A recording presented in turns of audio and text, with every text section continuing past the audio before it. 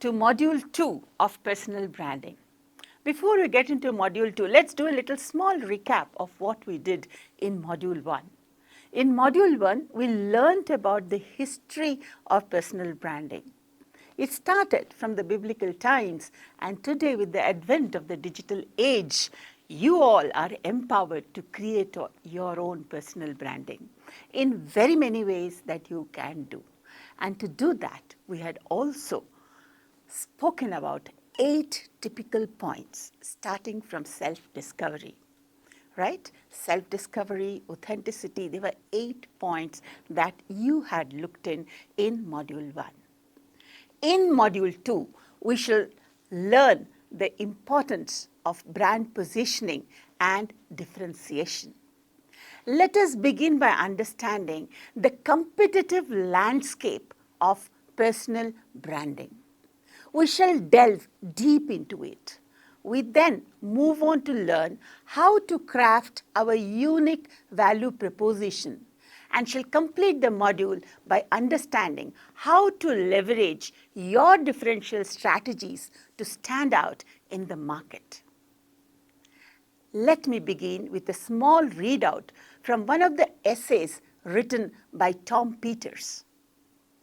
Tom Peters, the renowned branding expert, introduced the concept of personal branding in a groundbreaking essay titled The Brand Called You.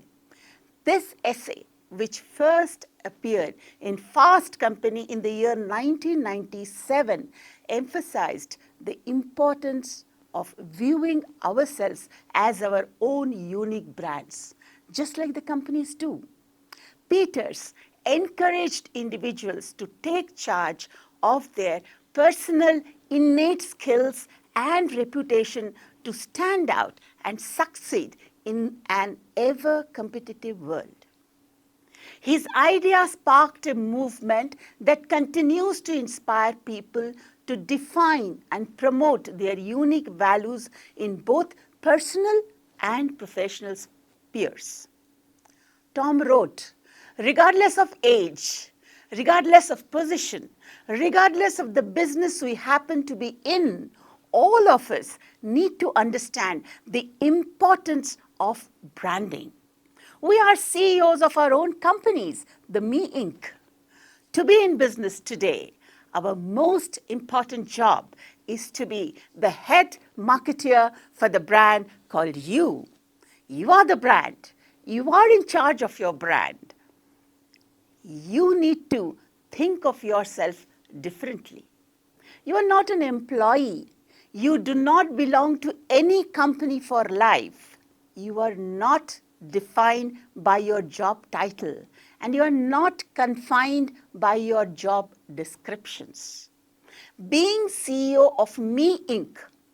requires you to grow yourself, to promote yourself, to get the market to reward yourself. It was one of the most profound thoughts of the 20th century. To understand our own selves as a brand requires us to think and act with care and caution. To build our own personal brand, we need to position ourselves in the mind of our followers. We need to build a niche of our own. We may ask, what is positioning, or what is brand positioning? Brand positioning refers to the process of defining how a brand is perceived in the minds of its target audience relative to its competitors. It involves identifying the unique value of the brand that is on offer and creates a distinct image or identity that differentiates it from others in the market.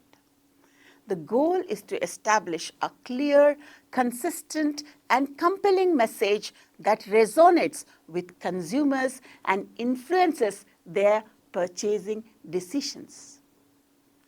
Brand positioning typically focuses on several key elements, including target audience, who the brand is aimed at, So we can take into consideration demographics, psychographics, and the behavior of our consumers. Who is the category or which industry, the product category or industry in which the brand competes? The distinctive benefits or the qualities that make the brand stand out, which is called the unique value proposition, or how the brand is different and better than its competitors, which becomes its competitive edge. Finally, the core benefit or experience the brand guarantees to deliver to its customers, which is its brand promise.